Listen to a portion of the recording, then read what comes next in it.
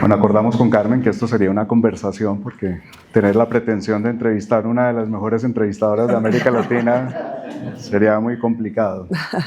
Entonces, en una conversación, Carmen, que también he tenido el privilegio de compartir y conocernos profesionalmente desde hace varios años, de tener varias aventuras periodísticas juntos, pensaba un poco cómo abordar esta conversación y recordaba que a comienzos de los 90, Mario Vargas Llosa popularizó una frase, ¿no? La dictadura perfecta. La dictadura perfecta refiriéndose al PRI en México, este partido que controló políticamente el país durante muchos años y que estaba caracterizado por una ausencia de alternancia, un control mediático, una democracia simulada, una manipulación sutil y la continuidad de un grupo político o un partido. Eso en los años 90. Entonces, hablar uno de autocracia desde esa perspectiva en América Latina es como más de lo mismo. ¿Sí es más de lo mismo o qué es lo que lo diferencia hoy? Gracias, Carlos Eduardo, gracias a todas y a todos por estar aquí en este encuentro para hablar de todo esto. Pues sí, el caso mexicano es un caso que nos obliga a revisar lo que tú dices. Efectivamente, Mario Vargas Llosa en aquel momento dio la frase puntual. ¿Cómo definir a un régimen político como el mexicano? Pues eso, como una dictadura perfecta, porque tenía apariencia de democracia en términos de que cada sexenio había cambio de gobierno, había elecciones, o lo que parecían ser elecciones, el tema del dedazo, que era esa mecánica inmediata donde el presidente en turno decidía quién seguía como sucesor. Todos entendíamos perfectamente las reglas del juego extrajudiciales, digamos así, o metaconstitucionales, y al final de cuentas aquello no era una democracia. Y Vargas Llosa pues da al clavo al respecto al decir era una dictadura perfecta porque tenía una cierta apariencia, un cierto tipo de funcionamiento donde, si bien es cierto, el PRI se mantuvo por más de 70 años como el partido único, el partido de Estado. Es verdad que cuando terminaba un sexenio, el presidente en turno, que era Dios, dejaba de serlo para que entrara otro Dios, otro todopoderoso, otro personaje que tenía el poder absoluto frente a los demás poderes establecidos formalmente, pero que no eran realmente el contrapeso constitucional que hubiera requerido una democracia. Y así pasaron 70 años y más. Y hoy tenemos una circunstancia bastante crítica, que en sintonía con otros países del continente y del mundo, pero hablando de nuestro continente, pues tristemente vemos cómo se van desmontando los logros obtenidos a partir de transiciones muy complejas. En el caso mexicano, estamos hablando de un proceso de muchos años, de muchas décadas, que incluyeron capítulos sangrientos como la matanza de estudiantes de 1968, como el capítulo de 1971, como muchas batallas, como muchos capítulos históricos que fueron construyendo una circunstancia que permitió en algún punto, después de tantas décadas, lograr un esquema medianamente democrático obtenido a partir del esfuerzo ciudadano, político, social de enorme calado, que permitió en algún punto de la historia la alternancia. En el año 2000, para hacer el cuento más corto, Vicente Fox, que era un candidato del Partido Acción Nacional, logró finalmente, bueno, él como la figura, pero un proceso tan largo como esto, permitió la alternancia en la presidencia de la República en el año 2000. Antes de esa alternancia ya había espacios de alternancia en los gobiernos de los estados, ya empezaba a haber gobernadores en los estados de la República de otros partidos, y México fue caminando y fue construyendo un andamiaje institucional que apostó principalmente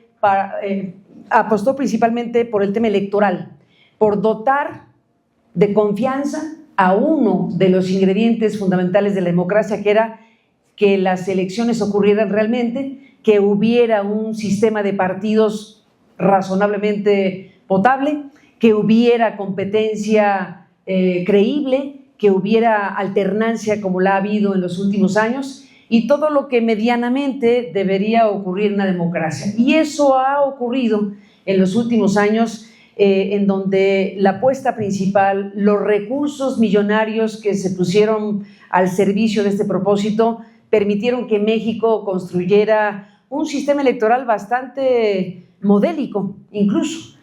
Frente a la gigantesca desconfianza de las elecciones, se tuvo que construir un sistema lleno de sellos, lleno de candados, lleno de padrones, lleno de suspicacia, para que esa suspicacia fuera superada y construir algo que se le pareciera la confianza en los resultados electorales. Veníamos de lo que veníamos y la apuesta principal fue esa. Y se logró esencialmente tener un sistema electoral que produjera eso, lo básico, que la gente fuera a votar, que se contaran los votos y que el que tuviera más fuera el gobernante en turno. Eso esencialmente se cumplió, pero el punto aquí es que nos ha durado poco esta circunstancia, poco en la vida de un país, porque al paso del tiempo y de una circunstancia que es disruptiva en este proceso progresivo a favor de la democracia, hubo un punto de quiebre en el gobierno anterior, en donde un líder político carismático que por tercera ocasión compitió por la presidencia y la logró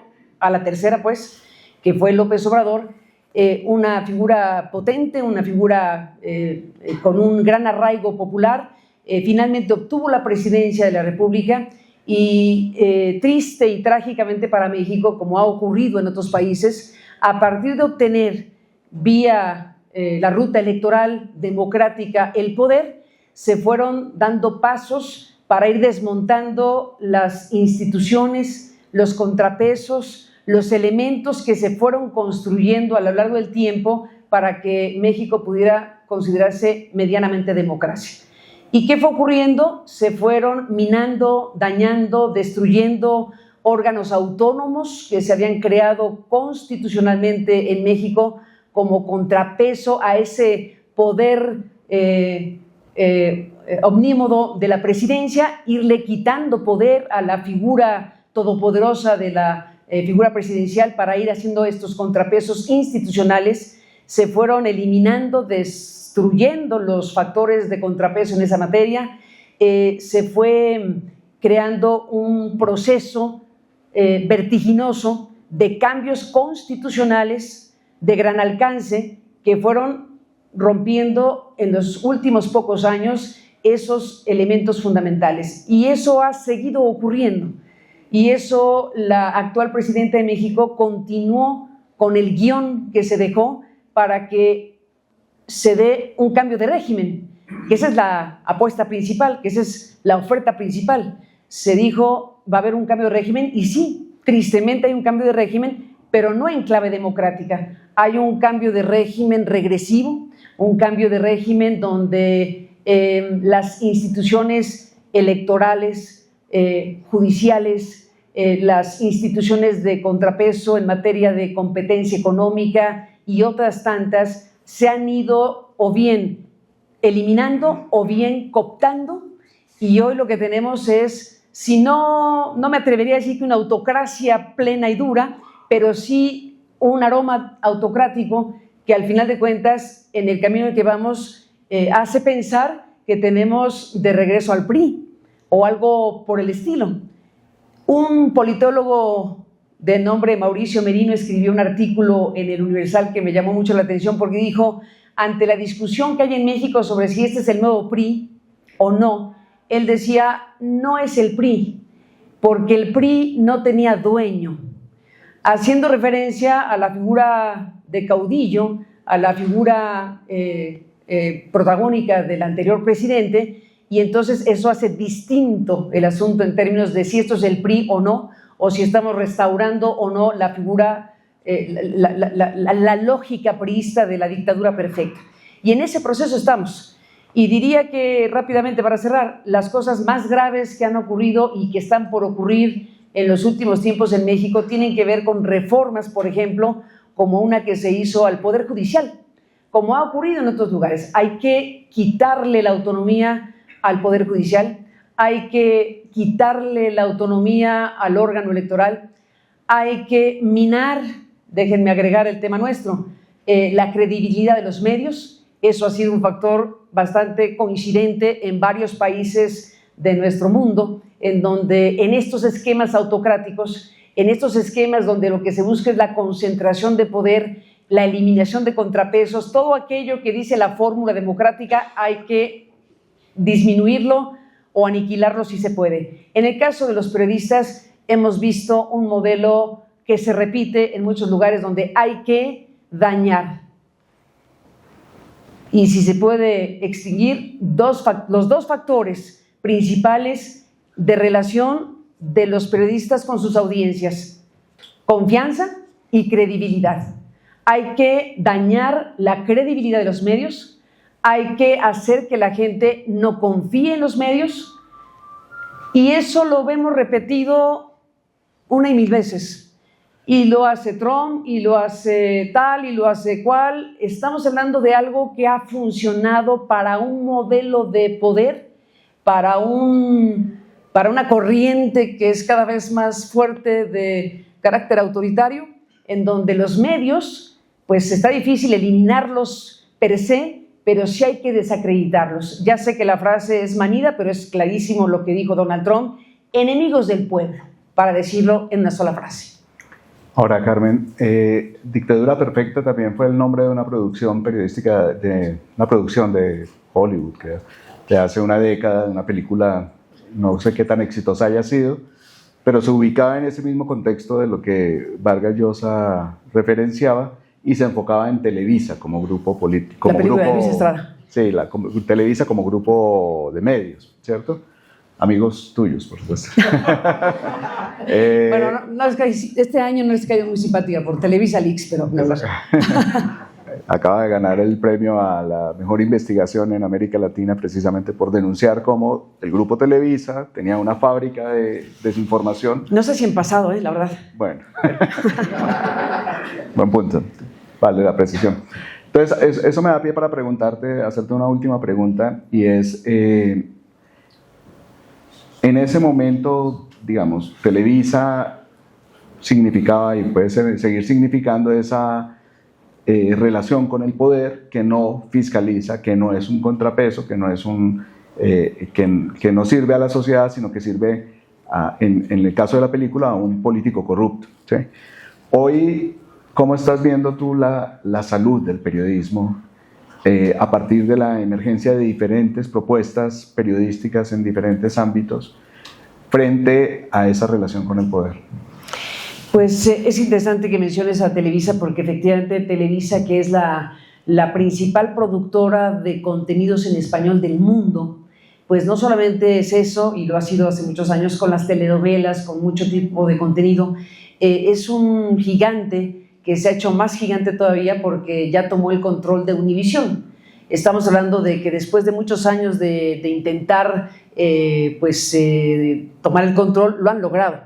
Al final de cuentas, han logrado que esto incluye un cambio de marca, en donde ahora es N+ Univisión, y la N+ es algo que nos quiere hacer pensar que no es Televisa, pero es Televisa. Entonces, N+ es Televisa, y este cambio de marca es mucho más que un cambio de marca.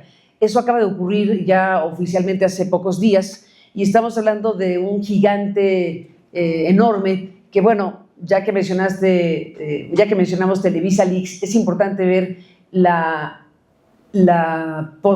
poca posibilidad real que existe todavía de que, habiendo una investigación periodística de alto voltaje, digámoslo así, donde se pone en evidencia un conjunto de situaciones relacionadas con lo que ocurre al interior de un gigante mediático, hay todavía una situación de silencio del resto de los medios, porque es, todo parece indicar, prácticamente imposible criticar al gigante. El silencio que acompañó en buena medida la revelación periodística de Televisa Leaks es muy sugerente del tipo de poderes de los que estamos hablando. Más allá del punto en específico, está también lo que tú mencionas. Es verdad que los grandes conglomerados mediáticos han sido, son y seguirán siendo muy poderosos, pero es verdad también que si algo caracteriza el tiempo que nos toca vivir en términos de modelos mediáticos o de realidades mediáticas, está esta migración masiva desde hace pocos años para acá del público hacia las plataformas. Estamos hoy viendo cómo los grandes conglomerados mediáticos del mundo están transformando sus estructuras organizacionales, sus estructuras y estrategias empresariales para ir a donde va la gente. Y la gente se ha ido a las plataformas principalmente. No significa que no sea importante la televisión, porque lo es. No significa que la radio no es importante, porque lo es. O sea, hay factores reales que existen y persistirán. Pero es evidente que cambió la ecuación. Ha cambiado la ecuación de una manera sustantiva. Bien a bien, no me atrevo a decir en qué va a quedar, porque esto es una cuestión de evolución permanente. Pero es verdad que hay hoy por hoy una disputa por la atención pública brutal. Y los periodistas somos parte de esta disputa por la atención pública de millones de personas en el mundo, porque algunos dirán que, lo digo con todo el respeto, desde luego, que cualquiera es periodista. Y yo lo que digo es que, por fortuna, cualquier persona puede emitir hoy una comunicación en redes que puede tener millones de vistas.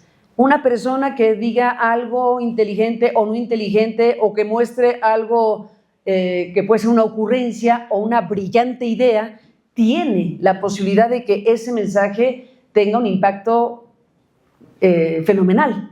Y eso nos coloca a los medios de comunicación del tamaño que sea y a los periodistas en la necesidad de reivindicar el ser periodista, sin restarle importancia y desde luego derecho a existir de todo lo demás. No hay la menor duda que tiene una parte luminosa, que se haga horizontal la posibilidad de que cualquier ciudadano o persona pueda emitir lo que quiera en las redes. Eso en la parte luminosa. Hay partes siniestras, que también hay que decir, en las redes sociales, porque ahí hay maquinarias con muchos recursos que están diseñadas y contratadas para distorsionar el diálogo público. Y hay maquinarias instaladas para fabricar noticias. Y hay maquinarias y recursos millonarios para dislocar el diálogo social, y eso es lo que hay que defender. Entonces es un conjunto de elementos que al final nos colocan frente a un cóctel en donde en la parte que nos toca, siendo periodistas y medios de comunicación, tenemos que reivindicar el papel de ser periodistas. Que se subraye la importancia de que haya personas que profesionalmente nos dedicamos a informar, comunicar, investigar, revelar, cuestionar, presentar profesionalmente al público la información, que es un insumo fundamental para las democracias, y que damos la cara por ello, y que ponemos el nombre y la responsabilidad de decir, publico esto porque lo sostengo. Esa responsabilidad de los periodistas es lo que hay que reivindicar frente a un fenómeno comunicacional que tiene luces fenomenales y sombras siniestras. Reivindicar el ser periodista siempre ha sido importante, pero reivindicar ser periodista en un contexto como este resulta vital y de sobrevivencia pura frente a un contexto que ha tomado unas dimensiones estratosféricas. Carmen, muchas gracias. A ti, gracias.